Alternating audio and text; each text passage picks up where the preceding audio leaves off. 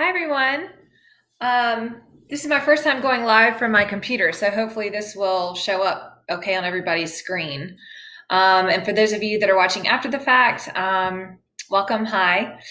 And I know this was kind of last minute, but I was just kind of sitting around the house this afternoon. It's Sunday, and things are kind of slow. It's rainy outside, and so I thought it might be fun to go over some of my favorite grounding practices and things that I like to do to kind of keep me calm, cool, centered. I know a lot of us have had a lot of changes over the last couple of weeks, whether it's with our job, our personal life, lots of kind of upheaval. And so finding these grounding and centering practices can be so healing and so beneficial to use multiple times throughout the day. So let me see. I'm going to check something right here and make sure my video's up. There we go. Awesome. Okay, so hopefully everybody can hear me okay. Let's see. So a lot of you that know me know I like to use crystals and different grounding tools throughout. I had a shop, Vibes Up, Winston-Salem. It's now kind of transitioned over to Hi-Frequency Healing, but I still love using Vibes Up products. They all have a significant amount of black tourmaline, and a lot of them have shungite in them. And so both of those are very grounding crystals and gemstones that can help calm the energy body down. It can help bring you to a more centered space. So obviously crystals is one of my number one recommendations for finding ways to ground. So you could either sit in meditation, maybe you have some in your hands, or if you lie on your yoga mat, you could put them at your feet. Maybe put some selenite kind of up the midline, or crystals and quartz crystals in your palms. That can be really kind of a fun thing to do and play around with, especially while we have some extra time right now. So crystals, number one, you can use, as I mentioned, tourmaline. We have red jasper, onyx, obsidian. A lot of dark crystals are very grounding. They're very activating for the root and the sacral chakra. And so our lower chakras help ground our energy down and help us feel connected to the earth. And so when we feel scattered or overstimulated, or maybe initially, when all this first started, I was spending way too much time reading the news. And so that kind of would get me out of sorts here and there. So making sure that I've had a way to kind of ground and disconnect from that for a little bit and then come back by using some of these practices has been very helpful. So obviously gemstones is a great way to help ground. They can assist you. You can use them throughout the day. You can even put them in your pocket. You can put them in if you're a woman, you can put them in your bra. And another thing that I like to do that's very grounding is diffuse essential oils. And so I'm an aromatherapist. And so certain essential oils that are very grounding are going to be some of the essential oils from roots and trees. So vetiver is extremely grounding, ginger, turmeric, cedarwood, some of those strong, firm tree oils are excellent you can diffuse them in your room. Obviously be careful if you have any children or pets.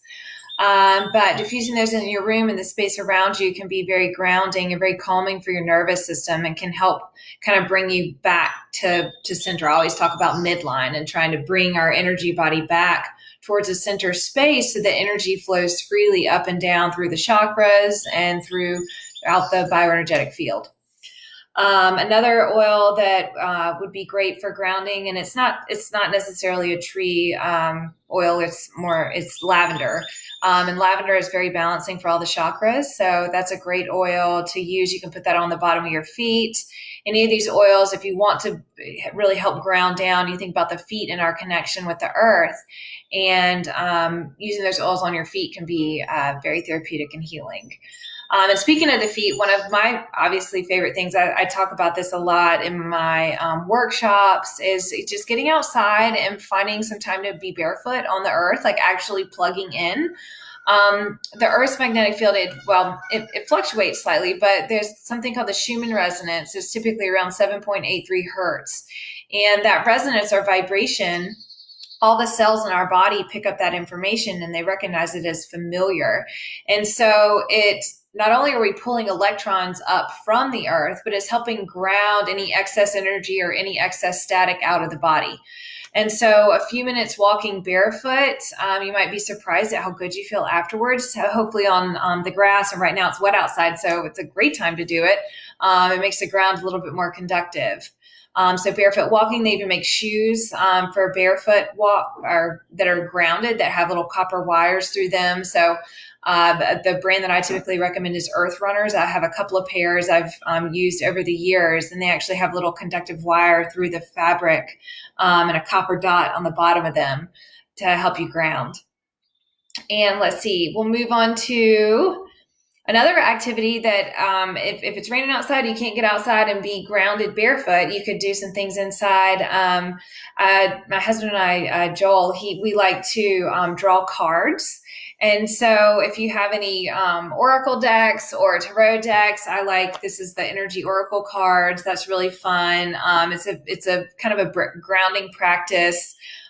Typically, if I'm feeling down, I like to pick the more positive decks that will just kind of send that happy, good energy to you as you're reading them. Another great one is the crystal reading cards. And so I like to make crystal elixirs with water. So my friend Beth Blair and I have taught a couple of workshops on how you can charge your water using crystals and other tools to imprint the energy or the frequency into the water so that you're absorbing those frequencies and sending good information signals into your cells. But the crystal reading cards are really fun. And they typically give good guidance, and you can then pick your crystal for the day for charging your water. So that's another little fun practice. Another great thing you can do is use either sage or Palo Santo to clear your space. And so take your smudge stick. You can do it. You can do it inside. Maybe just make sure you open the windows. You can go around each room and smudge. They can be hey, McKay. And so the smudge sticks can be very good for clearing out the space on an energetic level, but it also brings a nice smell into your room. And we also have Palo Santo, which is a wood. It's a resin. It'll take a little bit more to light this, but that's also a really nice smell that you can use. It's considered a holy wood, so you can move it around the crown chakra, the pineal gland, and smudge your body and the space around you to clear out any negative energy or any low vibrations if you just need a little reset. When we smell things, the sense of smell is very powerful within the olfactory system. It sends signals into the brain, into the limbic system, that then trickle down to the rest of the body. And that's why the sense of smell is so powerful. And so you can sage, you could use the Palo Santo, there's frankincense resin, or you could use the essential oils that I mentioned earlier to offer that grounding, kind of calming sensation throughout the entire body, because our sense of smell is just so powerful in either activating the rest and digest or the fight or flight. If you're smelling something that doesn't smell so good, it may give you that more fight or flight response. But using oils throughout the day can help keep you in that calm state. Hi, Sandra. Thank you guys for watching.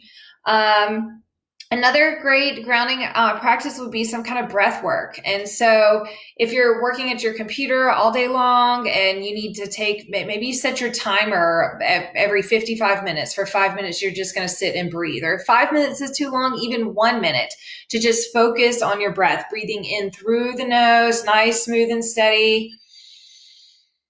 And then you can exhale out through the mouth, like a cleansing, cathartic exhale. And so breath brings life force or prana into the body.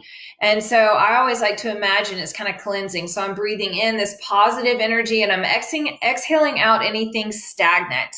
And as I exhale out, I'm just grounding down into the earth to help draw the energy body down and to help reset. And so using your breath as a way to generate that life force in and out. There's a lot of different methods.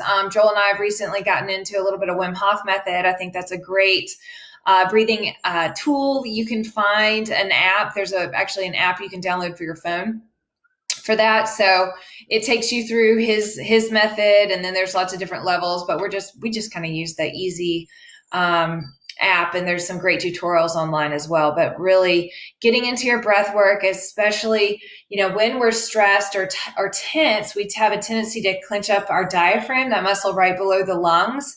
And so as you expand and relax the diaphragm, you can breathe in a little bit deeper. And not only is it good for your respiratory health, but it's good for oxygenating the blood and oxygenating the brain, and help bring you into a more calm and peaceful state. And then when it comes to other activities you could do, Qigong. I'm very grateful for Beth Blair. She introduced me to Qigong a couple of years ago, and I really kind of took it and ran with them. And I love to do videos. There's lots of different great videos on YouTube of different Qigong practices. And that really, even just 10 minutes of Qigong can help you really reset and clear your body out of any stress. You just get in the motion and get in the movements. And it's just a very peaceful, especially if you don't feel like getting on your yoga mat and doing your yoga class or doing a big workout. Qigong is a very gentle, mindful practice that you can do.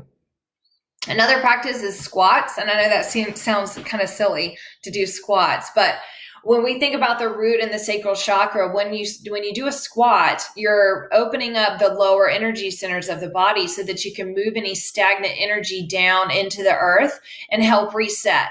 So doing a couple squats is actually just, maybe you're in the kitchen and want to get some squats in, but it's not about necessarily building muscle, but it's about moving those energy centers. Another thing that is kind of fun to do, Joel and I made hula hoops this week. And so when you're hula hooping, you're kind of moving and activating the sacral and the root chakra as well, and just getting the energy flowing, and you get that creative energy flowing so that you can raise your vibration, really. I mean, that's what we're all trying to do at this point in time. Let's see. Also, there's music you can listen to. There's grounding frequencies. You can, on YouTube, find lots of great healing frequencies for the root chakra, for the sacral chakra, or just listening to earth sounds. Opening up your window, letting the sounds of the birds come in, letting the sound of today, the rain, is really beneficial, just to get those nature healing messages for the brain and for the body to take in. Hey, Dad. Kevin. I had no idea if anybody would be listening to this. I figured I could record it for later on. But let me see. Any of my other, baths, healing baths. So another great opportunity, you may have more time on your hands right now, and maybe you don't always, maybe you're in a rush and you end up just going through a shower, but maybe taking 20 minutes every other day or so and doing a nice grounding bath. You can add a little bit of baking soda, Epsom salts, and some of the essential oils I mentioned a few minutes ago would be awesome to add to your bath. And that way, that really is offering, water can be very grounding and very nourishing. So I think that is all that I had written down to go over with this afternoon, but I want to thank everybody for joining in. And this will be recorded, so you can watch it later on if you're just catching the tail end of it. But I hope to see you soon. Have a great rest of your Sunday. Bye.